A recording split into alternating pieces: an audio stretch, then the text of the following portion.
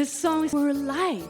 It's handmade, and now it's alive thanks to you, because songs become alive when people listen to them and feel them and relate to them.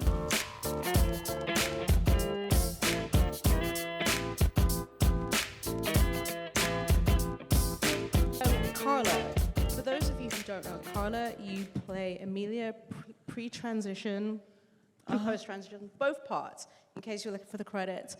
Incredible. Thank you so much. I want to say,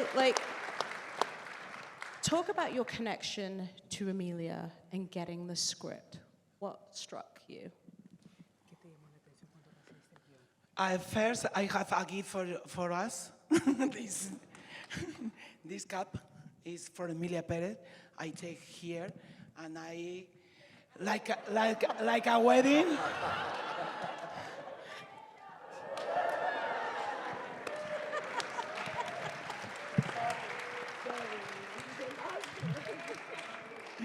Ok, bueno, mi conexión con Emilia Pérez es simplemente la de una actriz que está en busca de un cuerpo en donde meterse. Es como, yo siempre lo comparo como que las actrices y los actores estamos como en el limbo, como almas en pena buscando cuerpos donde aterrizar, donde poner nuestra alma y a través del cuerpo de esa persona revivir y llevar la vida de otras personas a los espectadores. Esa sería mi conexión real, que si no... So my connection with Emilia Pérez is like an actress, like looking for a body, where to get into. I think that us actors and actresses is like we're souls in limbo, looking for a body to inhabit, to bring soul into. So it's like that's what we're looking for, and to bring life to that person, to that body, bring it alive for the audience. Pero obviamente, para mí, Emilia significa muchísimo, significa que es uno de esos personajes, para mí es un regalo que primero me ha hecho Jacques, y creo que es un regalo no solamente para mí, sino para el mundo, para toda la gente que puede ver esta película, porque creo que es un personaje que es muy difícil de conseguir o de escribir o de que surja en la historia del cine. Y quizá ahora mismo no nos estamos dando cuenta, ni siquiera yo misma. Yo me siento un poco como Van Gogh con lo de la oreja, pero sin oreja o con oreja todavía, porque creo que esta película al final, dentro de muchos años, será una película de culto, en la que mucha gente hablará por muchas cosas. Y pienso que este personaje, que sería todo un desafío para cualquier actor o actriz, pues me ha tocado a mí como le podría haber tocado a cualquier otra persona, y realmente es un bombón, es una maravilla de esas que surgen muy poquitas veces en el tiempo y que va a quedar, creo, en la memoria del cine para mucho tiempo. Entonces, muy agradecida. Sí. Well, obviously, Emilia means a lot to me. It is a gift, starting a gift from Jacques here, but it's not just a gift for me, but it's a gift to the world and for all of us, all of them who see the movie, because it is a character that it's hard to find. It's a character that's hard to write, and it's really hard to find. And I feel like we won't really realize the meaning of this until later in time. I feel almost a little bit like Van Gogh, you know, with the ear. They don't realize the significance until much later on in life. And I feel like in years to come, this is the type of movie that will develop a cult following. And it's a type of movie that people will talk for years to come. And this type of role, it's a challenge for any actor, any actress. And it's truly a gift and a work of wonder. And it is so hard to find. And it will be remembered, and again, it's such a gift. Y como hoy tengo ganas de hablar. Sorry, one moment. Es que es importante porque, aparte, yo ya no hablo más, venga. Es que sí, también entiendo la responsabilidad social que este personaje acarrea y esta película acarrea, sobre todo para mí personalmente, lejos de lo que es la pura actuación y la pura, que es lo único que debería contar realmente. Pero fíjate que hoy yo cada vez que voy a cualquier sitio, hago una entrevista en cualquier país, incluso en el mío, en España, en donde sea, los comentarios de odio se multiplican constantemente y a mí me da muchísima lástima que yo ya estoy acostumbrada a ese tipo de cosas. He llegado a un momento en el que a mí que da mucha lástima acostumbrarse al odio de una parte de la sociedad que simplemente por existir te odia y quiere que desaparezcas. Y hoy precisamente Elon Musk ha hecho el primer comentario de los que harán, y ojalá que tengan que hacer muchos porque se queden con la rabia que no puedan más con ella, y ha hecho un comentario sobre las personas transgénero con intención de dañar, como siempre hacen. Entonces, hoy me he dado cuenta todavía más que seguimos en un mundo en el que no nos respetamos, en el que no nos queremos como personas y que no todos tenemos las mismas obligaciones y los mismos derechos, sino que hay mucha gente que quiere que tengamos muchas obligaciones y muy pocos derechos. Y una cosa es lo que tú pienses sobre la economía o sobre cómo administrar la economía de un país o de tal, pero creo que deberíamos estar todos unidos a la hora de respetarnos entre todos y de que los derechos humanos sean para todos, no solamente para una minoría, sino para todos, independientemente del color de piel que tengas, de tu sexualidad o de lo que sea, porque todos pagamos los mismos impuestos.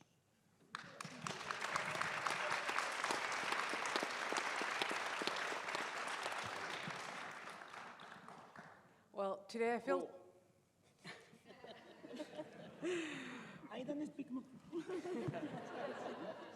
Well, today I feel quite talkative, so sorry. So I think it is important to understand that I am clear that I have a social responsibility with this role, especially for me personally, but it also goes beyond acting. And really, in reality, acting is really the only thing that should count. But now we live in a world where hatred gets multiplied. And it is sad to say that I'm used to it. And it's sad to say that it's something that you just get used to it, that we live in a society, that certain sectors of society that hate a group of people for existing and for being who they are. And they feel entitled to tell you so. And I got the first comment today, against trans people, and it's with the intention to harm, and it's the first of many. And this makes me realize that we live in a world that lacks respect, that lacks love for one another, that lacks that understanding that we all should carry the same rights and responsibilities. But there's a certain group of people that feels that another group of people should have a heavier lift in obligations, but less rights. And regardless of what you think of the economy, we really should be united in the respect that we should have for one another, and that it's not that one is better than the other. Thank you. And a little resume, you do, no? A little resuming. I just want to say you are loved. Everybody loves this film. This is a gift, right? So I hope you feel the love tonight. Jacques, this film is truly a gift. We'll be talking about this for years to come and generations to come. But talk about, decision to make it into a musical, with the drama, but also you filming this on a Paris soundstage and how that helped you visualize the story that you wanted to tell.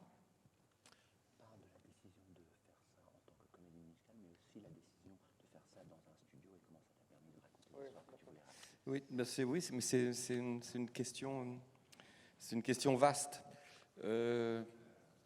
Alors moi je crois que même si vous m'aviez posé la question il y a 3 mois, 4 mois, j'aurais sans doute répondu différemment. Mais j'ai eu l'impression que tout à coup, la chose me tombait sur la tête, comme ça, d'un coup. C'était pendant un confinement, il y a 4 ans ou 5 ans, je sais plus. Mais en fait, non, tout ça a une histoire. Mon deuxième film, Self-Made Hero, nous avions pensé en faire un petit opéra avec Alexandre Desplat, le musicien. Un petit truc à la façon de Brecht et Weil. Et que je dois aussi m'interroger sur le fait que depuis, je ne sais pas combien de films, que ce soit Sister Brothers, Deepan ou celui-là, je tourne dans des langues qui ne sont pas la mienne et que je ne parle pas. Et donc, je crois que j'entretiens finalement avec les dialogues un rapport de musicalité. Et que je pense que là, si j'additionne tout ça, Emilia Pérez est presque une fatalité, quoi. Je devais arriver au musical, il me semble. C'est presque trop court, ça nous déroute quand les réponses sont courtes. That's a vast question. And I think if you had asked me this question 3 or 4 months ago, I would have had a different answer. Initially, I had the feeling that this film just fell out of the sky and hit me in the head. You know, it was very sudden. It came to me during lockdown. But thinking about it more carefully, I realized that it actually goes way back. Even my second feature, A Self-Made Hero, at that time, the composer Alexandre Desplat and I had considered making a small opera in the mode of Bertolt Brecht based on it. That didn't happen, but I also have to note that for several films now, whether it's Deepan or Sister Brothers, I've been making films in languages that I don't speak, that I don't really understand. So I have to note that it must be that I want a relationship of musicality to the dialogue, something to do with music. I know it's a little unnerving to have such a short answer now.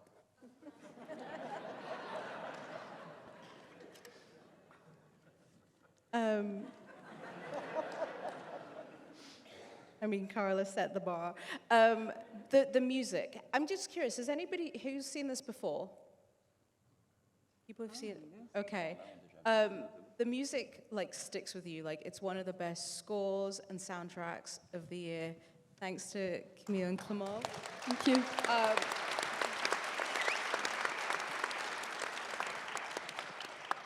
Camille, talk a little bit about, you know, working with Jacques and, you know, putting the music together and the conversations that you had about how this needed to sound.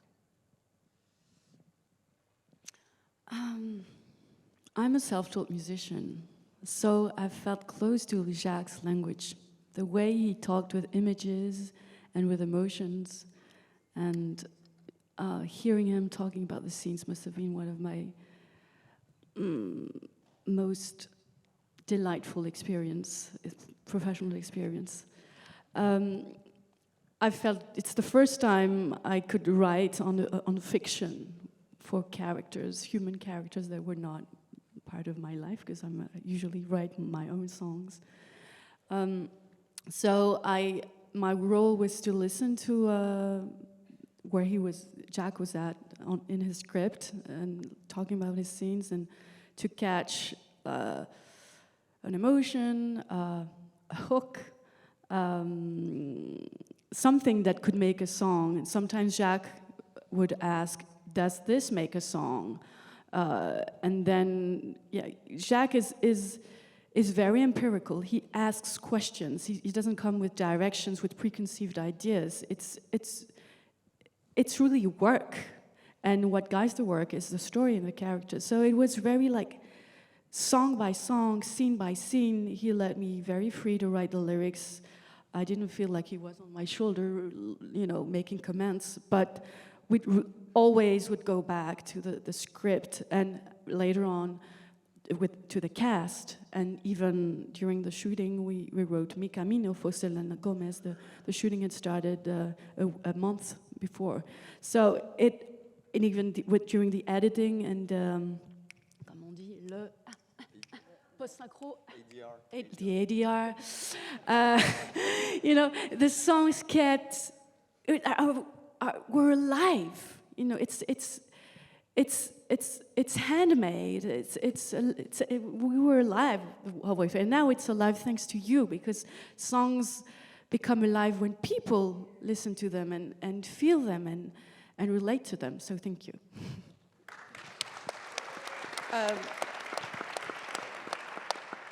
Karla, were you a singer before this film?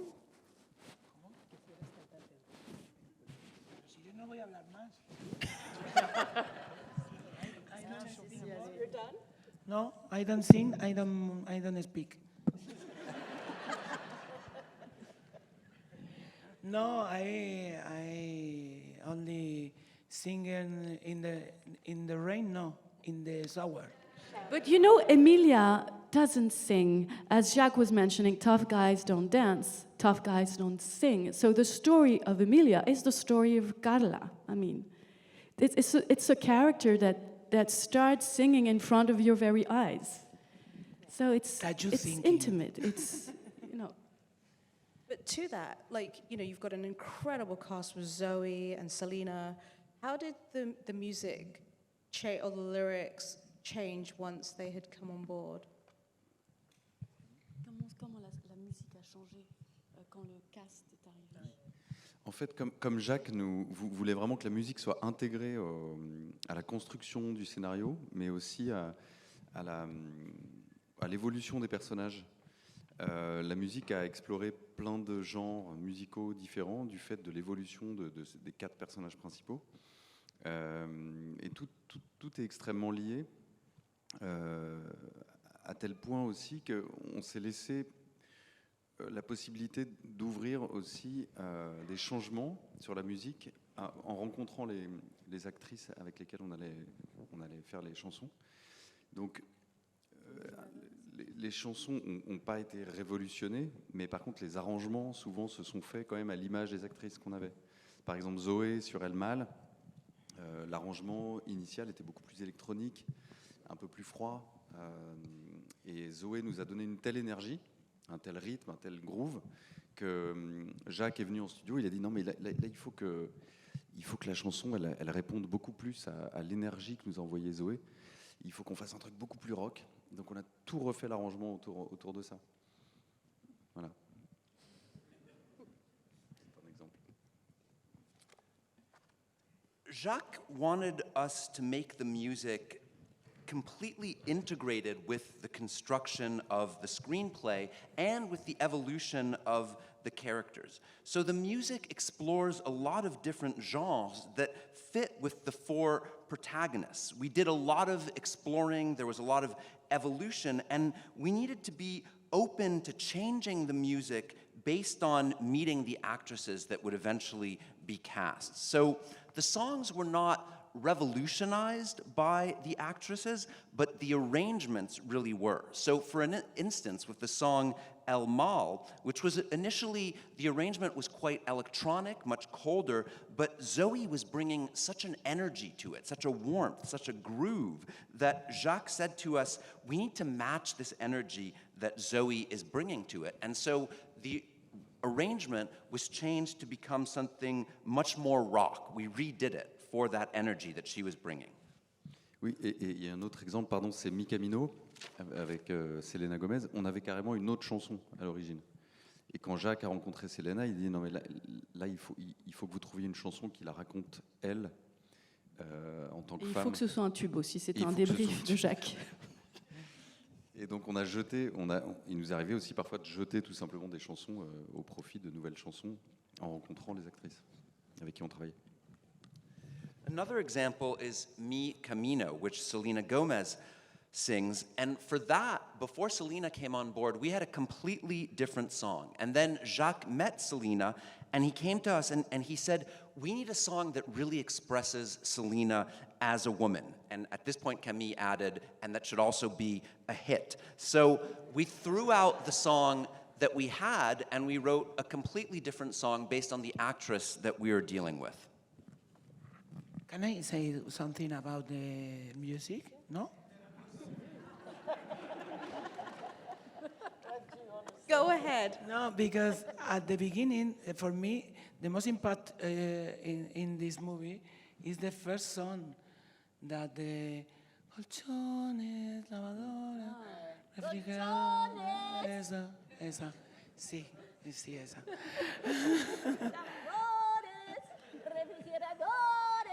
Esa. Pero me parece, yes, because it's maybe for the people that don't live or don't, is not from Mexico, no, it doesn't mean nothing, no. But this song is the more important song in this movie, because it's the transition of the fiction to the reality of Mexico. It's amazing. It's amazing. And all people from Mexico that listen this song is completely crazy with this, because I was live 15 years in Mexico, and in all street, in all place, there is one, there is this song, and this is amazing. Thank you so much for that, Camille, Clément. You are Thank amazing. you to Mexico for being so inspiring. Thank you so much. Thank you. This is for you. Can I say one thing? Please, more? go ahead. Because here, there is the most important fan for our movie. I saw one girl that saw this movie 8 times. It's amazing. You? Is that, please, come on. An Oscar to you.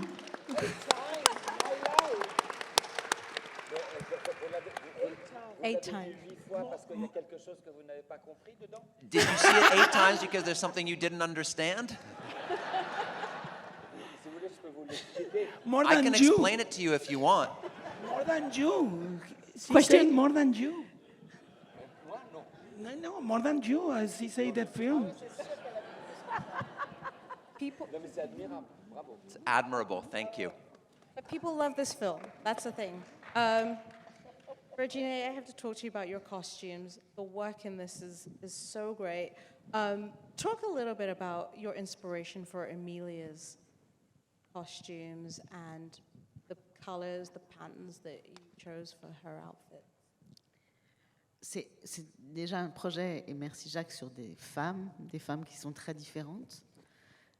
Donc il y avait un spectre de personnages à exploiter qui était formidable, et la comédie musicale nous proposait une stylisation, ou en tout cas une recherche de la limite de la stylisation, de la quête de la stylisation qui serait celle de ce film-là en particulier. Donc ça a été pour nous une recherche constante, parce qu'il a été, comme la musique, comme le genre du film, comme tous les éléments du film, une quête qui a été constante. On a beaucoup travaillé en préparation, mais les choses ont évolué, et en partie à l'arrivée des comédiennes. Et le travail sur la couleur a été un travail qui a été réfléchi avec les décors, avec les maquilleurs, les coiffeurs. Enfin, c'est vraiment particulièrement un film d'équipe et presque de troupe de théâtre. La particularité, je dirais, de ce film aussi est que les extras, les gens derrière, faisaient le décor, puisque nous étions en studio, et que finalement, il n'y avait pas de mur autour de nous réel. Et ça a été un plaisir absolu de faire exister chacun de ces mondes, aussi avec le peuple ou les gens qui étaient derrière.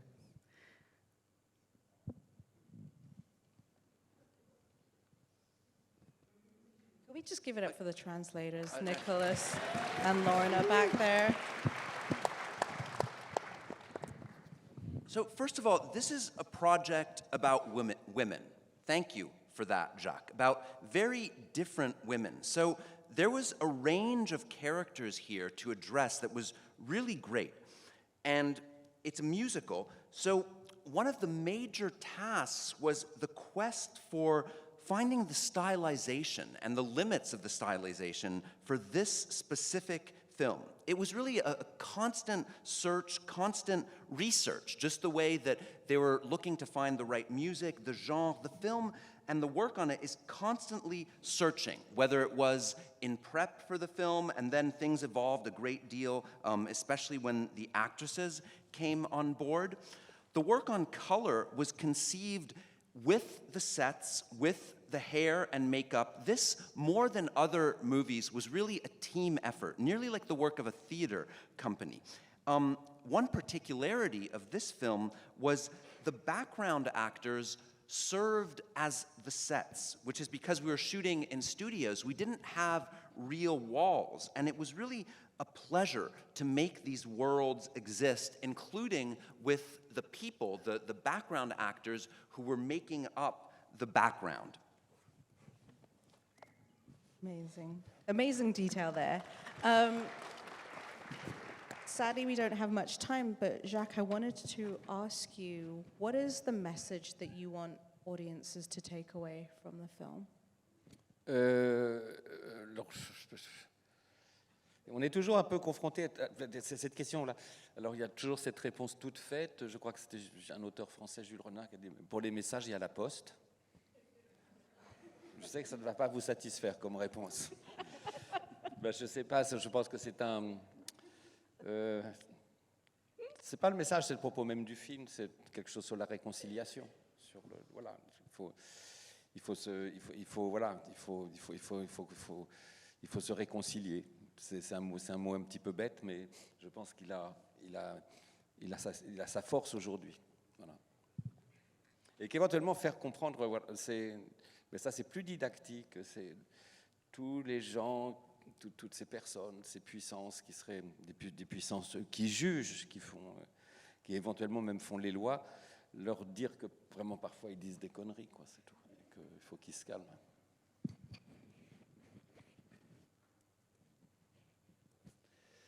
Well, we always face that question, and there's one kind of glib answer. There was a French author, I think it was Jules Romain, who said, Jules Renard, who said, for messages, you have the postal service. Now, I know you won't be satisfied with that answer. So, it's not so much a message, but I think the actual content of the film, what's at the heart of the film, is reconciliation. We must be reconciled. It's kind of a dumb word, but it's really the strength here is reconciliation. From a more didactic perspective, there's all these people in power who are judging, making laws, and I think that sometimes we need to tell them that they're full of shit and they need to calm down. Love that. Karla, I'm going to have you say the last word. What do you want this audience? The last word. You can have the last word tonight. Last words. What do you want the audience to take from this film? Go in peace for your house. What? And I say fourth thing or more? Say more. No, para mí yo lo único que deseo es que después de ver esto, es que no es ni que yo lo desee ni no, es que es lo que ocurre. Esta película tiene ya te digo que tiene una conexión muy especial con las almas de los espectadores. Creo que se produce un hilo conductor muy bonito que conecta lo que está pasando como pocas veces se ha visto. Es como en un parque de atracciones o en un... Es una nueva forma de hacer cine. Es un cine que te llena, que te sientes dentro de la película. Pero lo que sí me gustaría que todo el mundo se llevase a su casa cada vez que termina de ver esta película es entender que puede ser mejor persona, pero no hace falta que sea mañana, sino ahora mismo. Que no hace falta que espere a mañana. O sea, esto no es como dejar de fumar, que dices, voy a dejar de fumar el mes que viene. No, es ser mejor persona ahora. Porque es muy difícil reparar los errores que hemos cometido en el pasado. Creo que solamente al final podemos poner una tirita o disimularlos, pero lo que podemos hacer a partir de este momento es otra cosa muy diferente. Y eso es lo que creo que debemos sacar de esta película, que todos podemos ser mejores personas o hacer las cosas bien de una manera. Beth.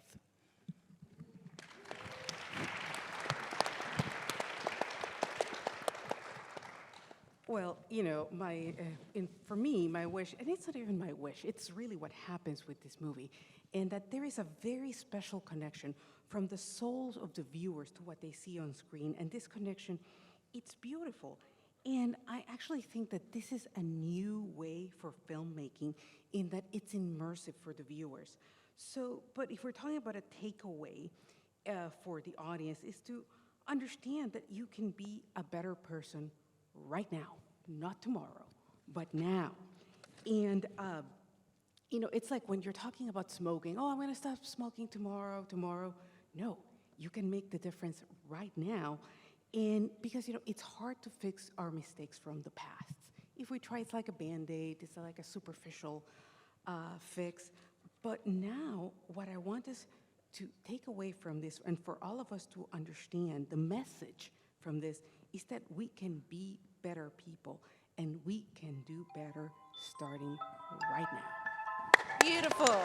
Thank you, everybody. Congratulations. Thank you, Film Independent, and thank you, Netflix.